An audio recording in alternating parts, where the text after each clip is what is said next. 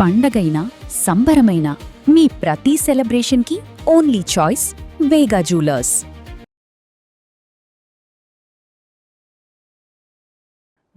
అపార్ట్మెంట్లో 18 ఫ్లాట్స్ ఉంటాయి. 18 flats.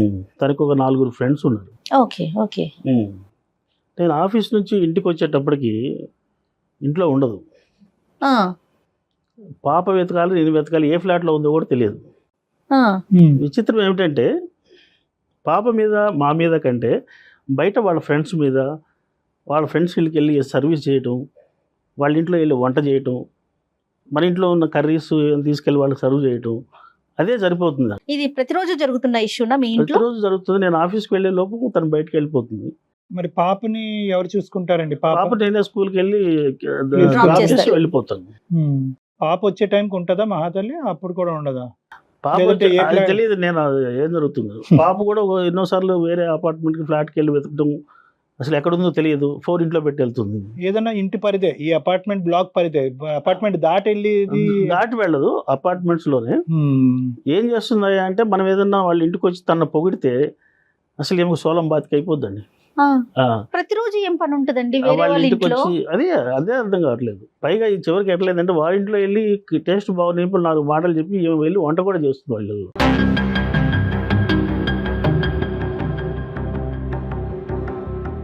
Salary మొత్తం ఫస్ట్ తారీఖు తీసుకొచ్చి ఆమెకి ఇచ్చేస్తాను. మీరు వెళ్ళేటప్పుడు ఆటోకి 100 రూపాయలు ఎడితే లెక్క అడుగుతున్నాను.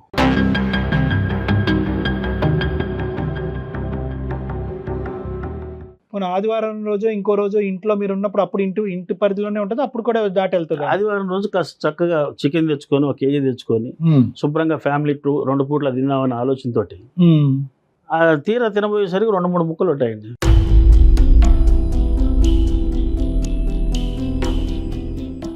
ఏంటని అడిగితే అవునండి, మనకు సొసైటీలో హోదా ఉండాలి. ఇలాంటివన్నీ చేసేటప్పుడు భర్త ఎందుకు, నీకు ఫ్యామిలీ ఎందుకు? ఎక్కడో ఏ పొలిటీషియన్, ఏ ఒక కార్పొరేటరో, ఏ వార్డు మెంబర్ అయితే బాగుంటుంది, లేదా ఉమెన్ ఎంపవర్మెంట్, మహిళా సంఘం, ఇలాంటివి చేసుకోవచ్చు కదా.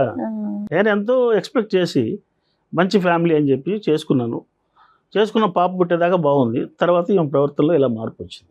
మీరేమన్నా నచ్చట్లేదు ఆవిడకి? అంటే మీరు ఇంట్లో టైం స్పెండ్ చేయట్లేదు, మీకు తనకు కావాల్సింది ఇవ్వలేక కంప్లైంట్స్ ఏమైనా అటువైపు ఉన్నాయా ఏమైనా అంటున్నారు? డైవర్ట్ అయింది ఆవిడ? అట్లేం లేదండి, మనిషి చూస్తే పద్ధతిగానే ఉన్నది. పద్ధతైన మనిషి. కాన్షియస్ మళ్ళీ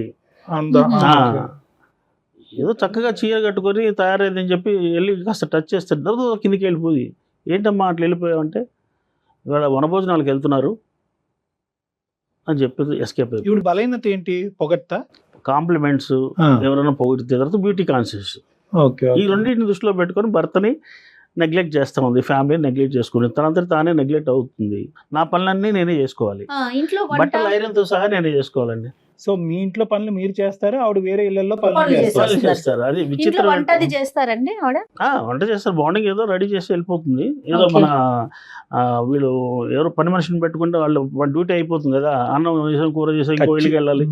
అదే రకంగా తప్ప ఒక హస్బెండ్. నాకేంటంటే ఇక్కడ ఉన్న భయం ఏంటంటే పాప ఎంత నెగ్లెక్ట్ అయిపోతుంది, ఆ పసి ప్రాణం బయటికి చెప్పుకోలేకపోతుంది, తల్లి లేదు. ఎక్కడ ఉంటుందో తెలియదు, ఏ నిమిషం ఏం చేస్తుందో తెలియదు. నేను లిటరల్ గా చూశాను ఒకసారి. పాప వెళ్ళి ఒక ఫ్లాట్ లో ఉంది, నేను ఒక ఫ్లాట్ లో వెతుకుతున్నాను. అయ్యయ్యో. ఫోన్ కనీసం ఫోన్ తీసుకెళ్తాను, ఫోన్ క్యారీ చేయదు, ఇంట్లో ఉండిపో. మాకు డౌట్, ఫోన్ మోగుతుంది, ఇంట్లో లేదు, ఎక్కడ ఉందో డౌట్. ఇవన్నీ ఒకసారి కూర్చోబెట్టి కూడా అడిగాను. వాళ్ళ అమ్మ నాన్న పిలిచి చెప్పాను. ఇవన్నీ చిన్న చిన్న విషయాలు అల్లుడు గారు, ఇవి కూడా పట్టించుకుంటే ఎట్లా మీరు? విషయం చిన్నదైతే అయి ఉండొచ్చు, దానివల్ల ఇబ్బంది ఎక్కువగా కనిపిస్తా ఉంది కదా. నాగరాజ్ గారు ఏం చాలా కళ్యాణ్ వెరైటీ గారు? ప్రాబ్లం. ఇదేంటి ఈ కళ్యాణ్ గారు ప్రాబ్లం అసలు? ఏంటంటే మీకు తప్ప లోకం మాకు కూడా అర్థం కావటం కష్టమే. ఏమయ్యా పని ఇదేమన్నా చేస్తుంది కదా. సైకలాజికల్ ఇష్యూ అనుకోవాలండి. అంటే తప్పుడు ఉద్దేశం లేదని అంటున్నారు కదా ఆవిడ. ఏంటంటే కేవలం సేవా దృక్పథం ఒకటి, ఇంకోటి ఏంటంటే పొగట్టుకి ఫ్లాట్ అయిపోతూ ఉంటది. అందం గురించి పొగిడినా, సేవా కార్యక్రమాల గురించి పొగిడినా కూడా ఫ్లాట్ అయిపోతూ ఉంటది. అదే ఆవిడకి మళ్ళీ ఎనర్జీ ఇంకా ఎక్కువ చేస్తూ ఉంటది. అంతే కదా మెయిన్ గా. వీళ్ళందరూ వాడుకుంటున్నట్టేనా? బ్రహ్మాండంగా అది వీళ్ళందరూ తెలియదు, వాడుకుంటున్నారు. పిచ్చి తెలిస్తే కదా అది వాళ్ళంతా ఏమైనా వాడుకుంటున్నారనే విషయం దానికి కాన్షియస్ లో లేదు. లేదండి, రేపొద్దున మీ ఇంట్లో ఏదైనా కడుపు నొప్పి, కాలు నొప్పి వస్తే ఎవరైనా వస్తారా ఈ బ్యాచ్? అదే నేను వాళ్ళందరూ రావాలని చెప్తే తనను నెగ్లెక్ట్ చేస్తూ నాకు వాళ్ళందరూ సర్వీస్ చేస్తే నాకు దాంట్లో సాటిస్ఫాక్షన్ ఉంటుంది. సరే. అదొక పైగా మళ్ళీ కొత్త మాటలు. వాళ్ళ చివరి నాకు ఫ్రెండ్ ఉన్నాడు, వాడికి కూడా కూర్చోబెట్టి 1.5 గంట కూర్చోబెట్టి చెప్తే ఇవన్నీ మామూలేరా అని అంటున్నారు. ఇంకెవరికి చెప్పుకోవాలి నేను? మీ వరకు ఏమందా? మీరు ఏ టైంకి వచ్చినా, ఎక్కడికి వెళ్ళినా, ఎలా ఉన్నా కూడా మీ వరకు మిమ్మల్ని ఇబ్బంది పెట్టదు? ఇబ్బంది ఏం పెట్టదు, కానీ నేను కూడా అట్లా రానండి. నా టైమింగ్స్ లో నేను పక్కా ఇప్పుడు ఆవిడ పార్టిసిపేట్. లేక ఈయన లేక ఇబ్బంది కదా పాప ఉంది కళ్యాణ్ గారు. కదా, ఒకసారి ప్రోగ్రాంలో ఫంక్షన్ రెడీ అయ్యి వెళ్ళొచ్చారండి. వెళ్ళొచ్చేసరికి మొత్తం బాడీ అంతా స్మెల్ చేస్తుంది.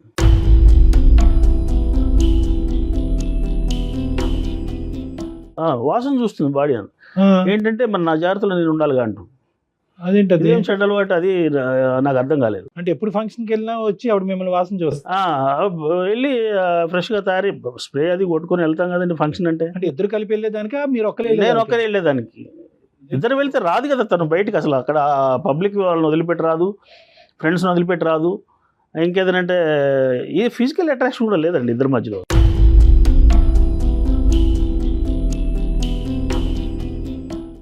ఇంకా ఏం సమస్యలు ఉన్నాయి నాగరాజు గారు? అసలు మీ ఇద్దరి మధ్యన భార్య భర్తల దాంపత్య జీవితం ఏమన్నా ఉందా? లేదు సార్, అదే తను ఎప్పుడైనా దగ్గరికి పిలిచినా రాదండి. ఎందుకు ఏంటి అని ఒకసారి కూర్చోబెట్టి అడిగాను. ఎనర్జీ అంతా బయట అయిపోతే ఇక్కడే ఎనర్జీ. కూర్చోబెట్టి అడిగాను. అడిగితే తను అంటుంది నా అందం పాడైపోతుంది.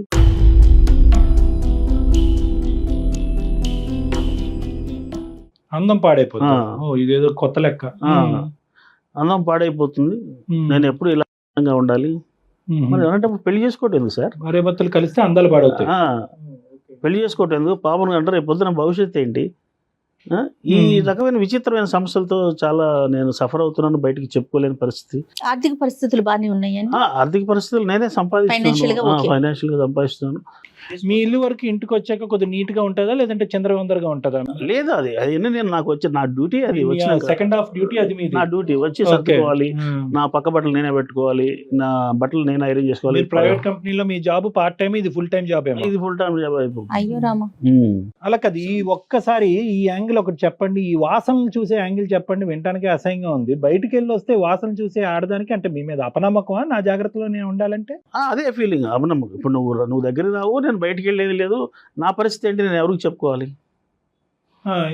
ఇది మల్టిపుల్ టైమ్స్ అయిందా? Multiple times. సో ఇక్కడ బయటకు తీసుకెళ్ళాలని నాకు విచిత్రంగా అనిపిస్తుంది. ఎవరు? ఆవిడని తీసుకెళ్ళాలని అక్కడే ఎలా బిహేవ్ చేస్తుందో అని. ఇంట్లో విషయాలు బయటకు ఎవరికైనా ఫ్రెండ్స్కి చెప్పుకుందాం అంటే వాళ్ళు నమ్మేటట్లేరు. ఇవన్నీ చిన్న చిన్న విషయాలు, వీటి గురించి ఏం ఆలోచిస్తాం? అంతే కదా.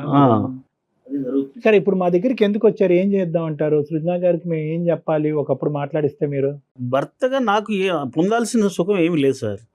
కనీసం మనిషిని ప్రేమగా చూడటం లేదు. మార్నింగ్ వెళ్ళేటప్పుడు కానీ వచ్చేటప్పుడు వచ్చిన ఫేస్లో కాస్త చిరునవ్వు లేదు.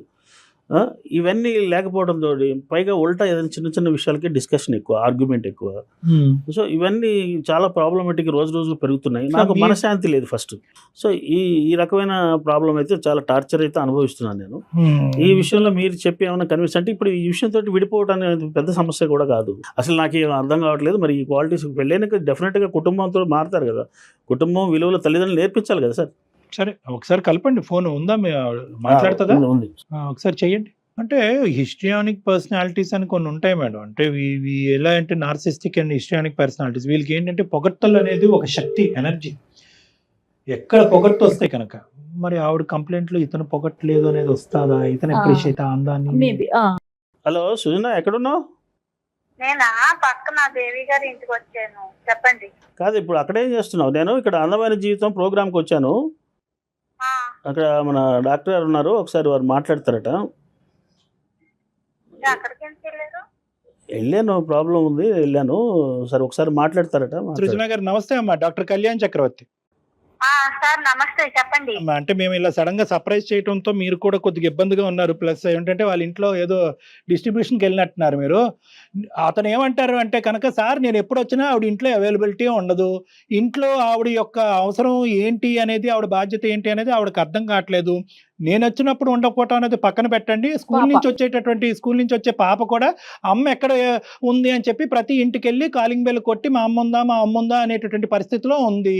ఇటువంటిది ఇదేం కర్మ సార్ నాకు? పోనీ ఇంట్లో టైం స్పెండ్ చేసేటటువంటి ఆ అమ్మాయి కూడా వేరే పనుల్లో నిమగ్నం, బయట ఉండేటటువంటి ఇంపార్టెన్స్ ఇంట్లో ఇవ్వట్లేదు, మోరల్ సపోర్ట్ లేదు, ఇమోషనల్గా లేదు, ఆఖరికి భార్యాభర్తల సంసార జీవితం కూడా మా ఇద్దరి మధ్యన లేదని చెప్పి అతను వాపోతున్నాడు.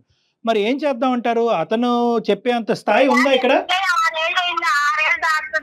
ఇంకా ఇప్పుడు 6 ఏళ్ళకే రిటైర్ అయిపోతారమ్మా? సంసారం చేయకుండానే పాప పుట్టేసిందండి నాకు.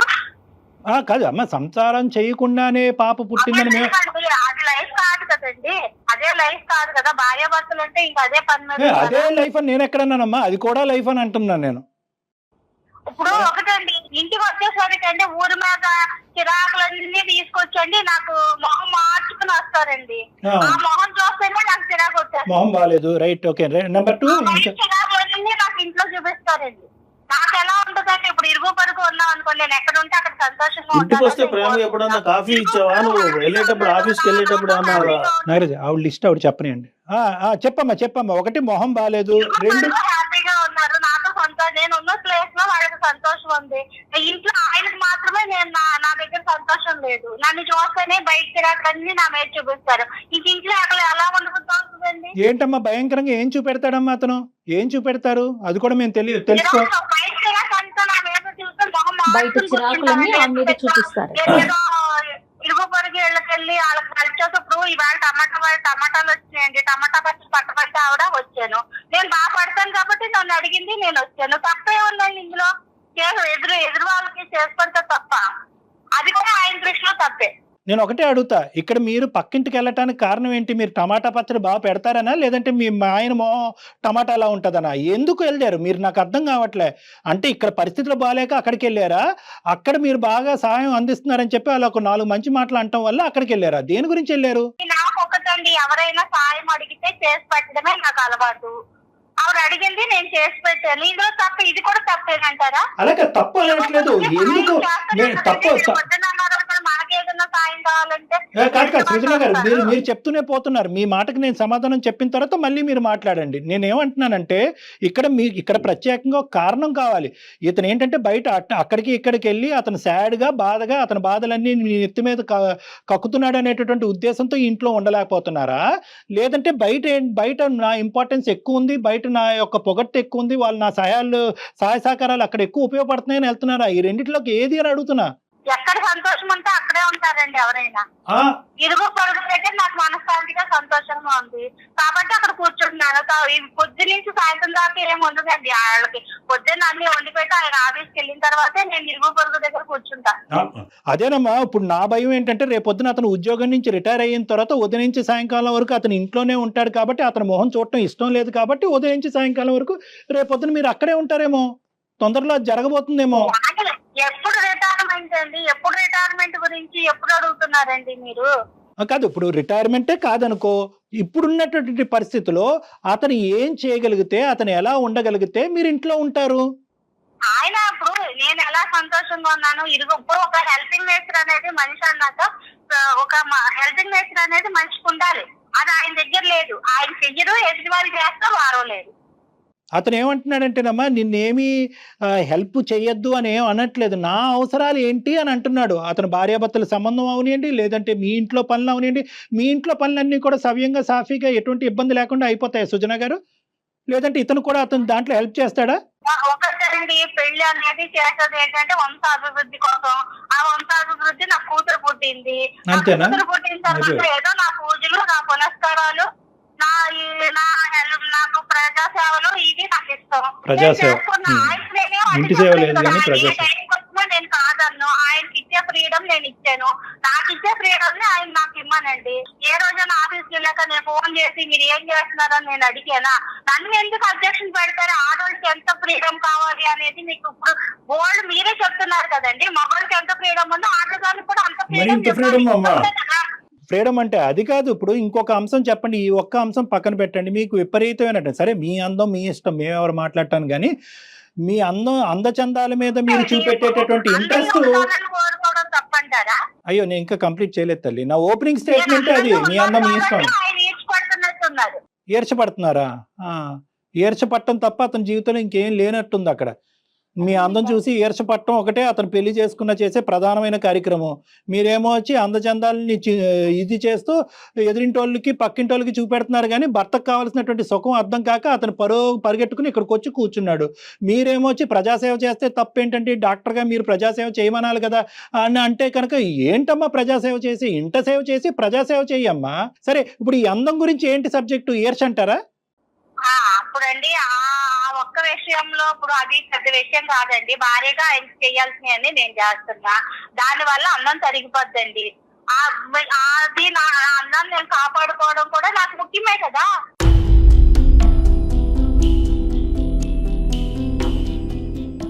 ఆడదాని యొక్క అందం ఎలా తరిగిపోతుంది పెళ్ళయిన తర్వాత చెప్పండి.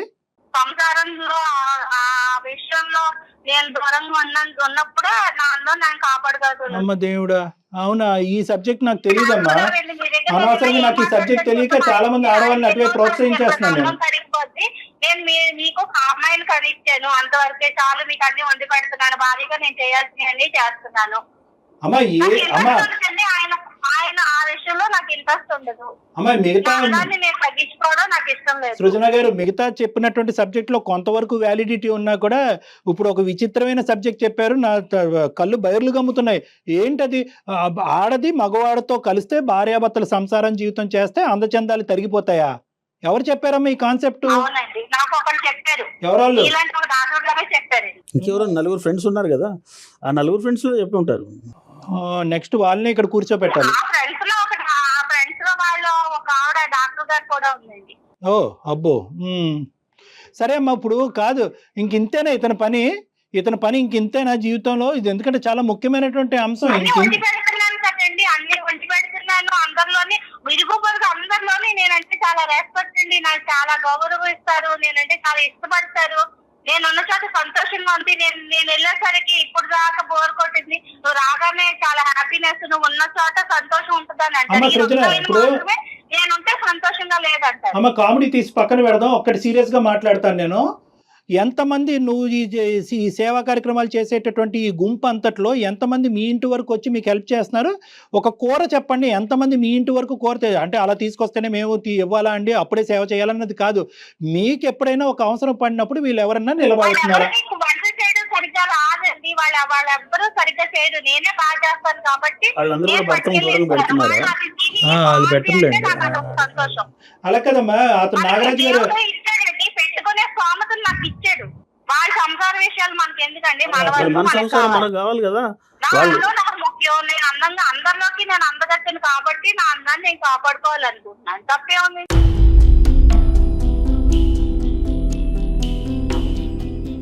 ఇక మీకు వండి పెట్టడం, మీ ఇంట్లో కూర్చోవడం, మీతోనే ఉండడం, మీకు టైం అన్ని అందివ్వడం, ఇదే నా భార్య.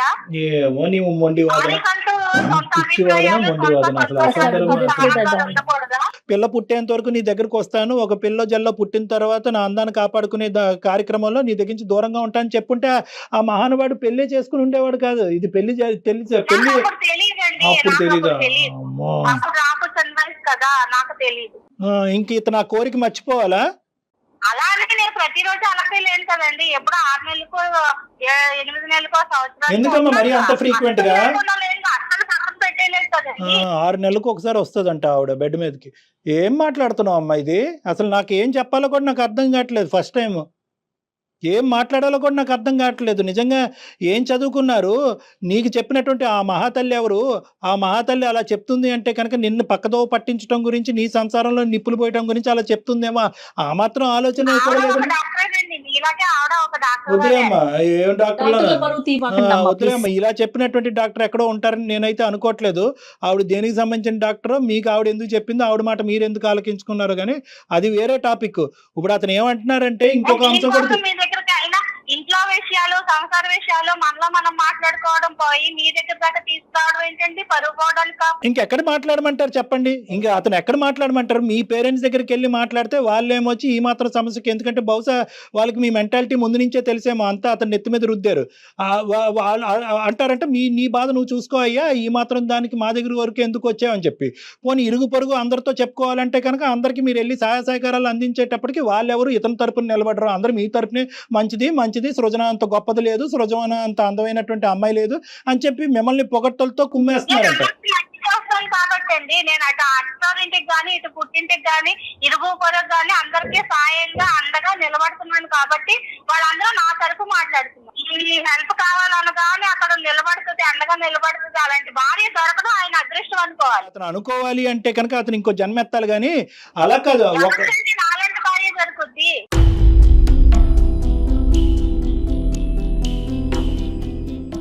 ఇప్పుడు ముందు భర్త కూతురు యొక్క పరిస్థితి ఏంటి అదొక్కటి నాకు చెప్పండి. వాళ్ళిద్దరు హ్యాపీగా లేరు. ఆయనకి ఇంట్లోనే హ్యాపీగా ఉండదు, నన్ను చూస్తేనే సంతోషంగా ఉండదు. ఆయనకి సంతోషంగా ఉంటప్పుడు మేమిద్దరం మాట్లాడుకో నాకే చెప్తారు కదా, మీ దాకా ఎందుకు వస్తారు?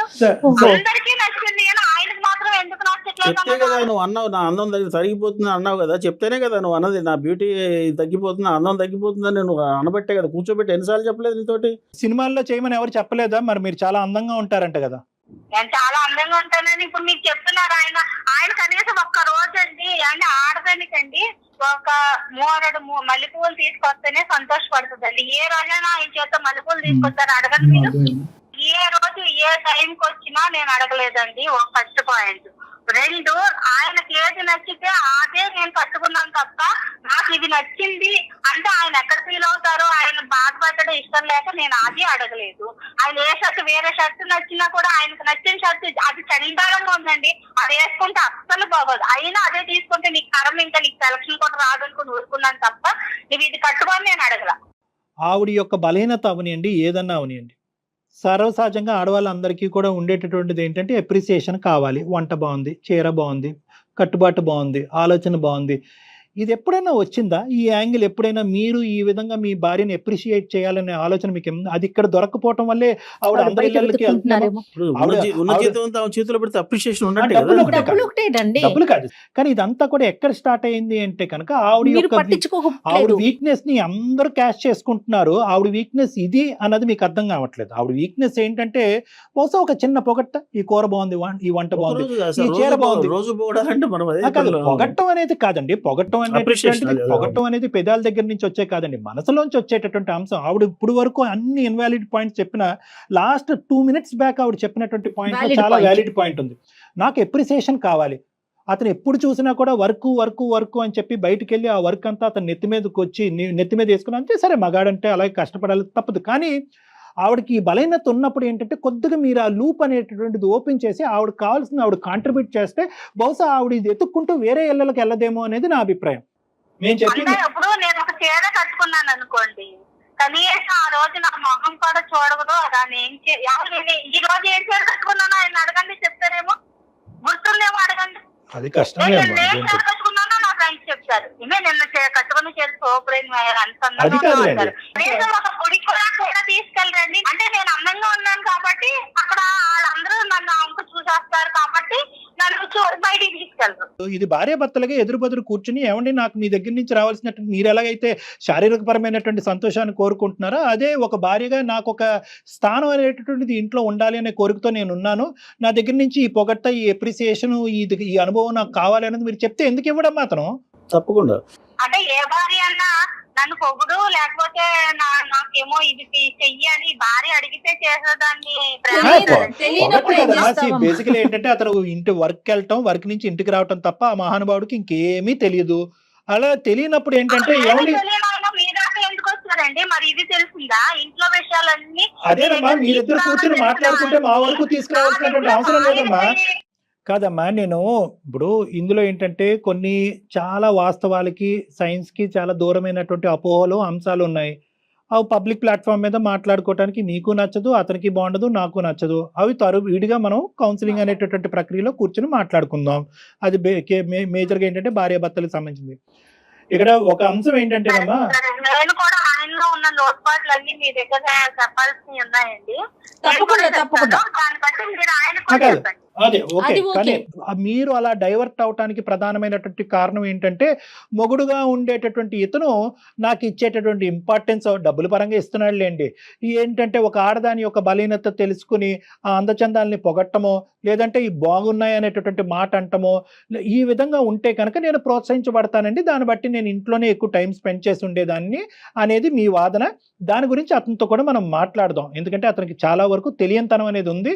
ఇక్కడ వరకు వచ్చారు అంటే కనుక మీ ఇంట్లో ఆ డిస్కషన్ జరిగి మీరు అక్కడే తేల్చుకుని ఉంటే కనుక ఇక్కడ వరకు రాలు. మీ ఇద్దరు కూర్చుని మాట్లాడుకోవటానికి టైమే ఉండట్లేదు. ఎందుకంటే ఏ ఇంట్లో మీరు ఉంటున్నారనేది అతనికి తెలియట్లేదు. ఎత్తుక్కుని వచ్చేటప్పటికే అలసిపోతున్నారు, అందరూ పడుకుంటున్నారు. సో అతను చెప్పేటటువంటి వర్జన్ బట్టి ఏంటంటే మీ ఇద్దరి మధ్యన ఇన్ని 6 సంవత్సరాల్లో మీ ఇద్దరు ఉండేటటువంటి ప్రాబ్లమ్స్ ఏంటి అనేది మీరు డిస్కస్ చేసుకోవాలి. ఇది ఒకటి. అతని సైడ్ నుంచి ఉండేటటువంటి కొన్ని అంశాలనమ్మా ఖచ్చితంగా ఒక్కసారి ఎమోషనల్ ఫీల్ అవ్వకుండా ఈ వేదిక వరకు అతను ఎందుకు తీసుకొచ్చాడనే ఆలోచన లేకుండా ఒక్కసారి మీ మనస్సాక్షి మీద చెయ్యి వేసుకుని ఒక్కసారి ఆలోచించుకోండి. ఈ రోజు నుంచి మీరిద్దరు ఎవరికైనా చుట్టుపక్కల ఇరుగు పొరుగు వాళ్ళకి హెల్ప్ చేయాలనుకుంటే ఇద్దరు కలిసికట్టుగా వెళ్ళి హెల్ప్ చేసుకోండి. మీరు ఎక్కడ ఉంటున్నారో తెలియక అతను ఆలోచించుకుంటూ ఉంటాం. ఏ 10 రూపాయలు ఇస్తే కనుక అది ఎలా మాయం అవుతుంది అనేటటువంటి భయంలో ఉండటము ఇది కరెక్ట్ కాదు. దేనికన్నా ఒక హద్దు, ఒక లిమిట్ అనేటటువంటిది ఉంటుంది. సోషల్ సర్వీస్ చేస్తే తప్ప, పక్కింటి వాళ్ళకి హెల్ప్ చేస్తే తప్ప, పక్కింటి వాళ్ళకి హెల్ప్ ఇరుగు పొరుగు వాళ్ళకి హెల్ప్ చేయటం వల్లే కనుక భగవంతుడు మనకి మనల్ని చూసుకుంటాడు అనేటటువంటి మీ వాదనతో నేనేమి వ్యతిరేకించట్లే. కానీ దానికి కూడా ఒక హద్దు ఉంటుంది, ఒక లిమిట్ ఉంటుంది, ఒక బ్యాలెన్స్ అనేది చాలా ఇంపార్టెంట్. సో నేనేమంటున్నానంటే ఈ రోజు నుంచి మీరు తడిగొట్టు కట్టుకుని అవన్నీ ఆపేసేయండి, చుట్టుపక్కల ఇరుగు పొరుగులు ఉండేటటువంటి వాళ్ళందరితో తెగదెంపులు చేసేసుకోండి నేను అనట్లేదు. మీ భర్తకి ఇష్టపూర్వకంగా ఉండేటటువంటి అంశాలు మీరు చేపట్టండి. ఇద్దరు కలిసికట్టుగా చేయండి. ఏవైతే ఫ్రెండ్స్ రిలేషన్షిప్స్ మీరు డెవలప్ చేసుకుంటున్నారో కలిసికట్టుగా ముందుకెళ్ళి చేసుకోండి. కానీ అందులో కొంతమంది ఎవరైతే కనుక మిమ్మల్ని వాడుకోవటానికి, ఈ సిచ్యువేషన్ అడ్వాంటేజ్ తీసుకోవటానికి, ఆఖరికి మీ మైండ్లో అనవసరమైనటువంటి సబ్జెక్ట్స్ పెట్టి ఈరోజు భార్యాభర్తల దూరం కూడా పెంచడానికి ప్రయత్నించే వాళ్ళు కూడా ఉంటారు. తస్మాత్ జాగ్రత్త అని మీకు చెప్తున్నా. సో ఇక్కడ ఏంటంటే ఫస్ట్ ఆఫ్ ఆల్ మీరు చేసేవి మీరు చేయండి, కానీ ఎంతవరకు దానికి మీ హస్బెండ్ ఏకీభవిస్తున్నాడు అన్నది ఒకసారి ఆలోచించుకోండి. పాపతో టైం స్పెండ్ చేయండి, ట్రై చేయండి. హస్బెండ్తో టైం స్పెండ్ చేయడానికి ట్రై చేయండి. అతని దగ్గర నుంచి ఏమైనా ప్రాబ్లమ్స్ ఉంటే కనుక మీలో ఈ ప్రాబ్లమ్స్ ఉన్నాయి, ఇవి నేర్చుకోండి అని చెప్పి ఓపెన్గా మాట్లాడటానికి ట్రై చేయండి. ఇంటి పరిస్థితులు చక్కదిద్దుకున్న తర్వాత బయటకు వెళ్ళటానికి ఆలోచించుకోండి. అలాగే సార్, అలాగే. సుజన, ఒకటి, ఏదైనా కూడా చేతులు కాలేక ఆకులు పట్టుకునే పరిస్థితి రాకూడదు. ఎవరైతే కనుక మిమ్మల్ని ఈరోజు పొగడ్తలతో ముంచుతున్నారో కరెక్ట్గా ఒక వారం 10 రోజులు వాళ్ళ ఇంట్లోకి వెళ్లకుండా, ఏ హెల్ప్ చేయకుండా, ఏ కూర ఇవ్వకుండా, ఏ డబ్బులు సహకరించకుండా ఎండగట్టండి. అసలైనటువంటి రూపురేఖల్లో నిజాలు బయటకు వస్తాయి. ఒకసారి అపాయింట్మెంట్ తీసుకొని కలుద్దురు కానండి సృజన గారు, మీరును మీ హస్బెండ్ కలిసి. ఓకే సార్, నమస్తే. ఓకే అండి, డాక్టర్ గారిని కలిసే లోపు మీరు కూడా ఎలాంటి ఇష్యూస్ చేసుకోమాకండి. వీలైతే ఈ వారంలోనే 1-2 రోజుల్లో కలుద్దురు కానీ. కలవండి, ఒకసారి రైట్ అండి. మాట్లాడండి. Thank you sir. రైట్, నమస్తే.